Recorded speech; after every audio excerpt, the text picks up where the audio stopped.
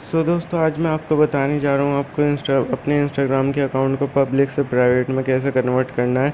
आपको सिंपली अपने इंस्टाग्राम के अकाउंट को खोल लेना है और फिर यहाँ पर आपको प्रोफाइल वाले ऑप्शन मिलेगा। यहाँ पर आपको क्लिक करके 3 लाइन वाले ऑप्शन पर आ जाना है।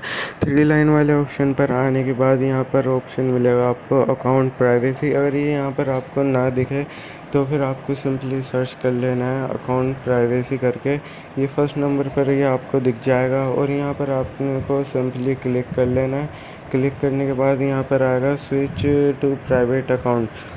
ये पूछ रहा है कि आप स्विच टू अपने अकाउंट को प्राइवेट करना चाहते हो, तो यहाँ पर आपको सिंपली क्लिक कर लेना है। क्लिक करने के बाद आपको ये डार्क ब्लैक हो चुका है और यहाँ पर आपको कैंसिल पर क्लिक कर लेना है और आपको वापस से बैक जाना है। तो सिंपली आपका इंस्टाग्राम अकाउंट ऑलरेडी प्राइवेट हो चुका है।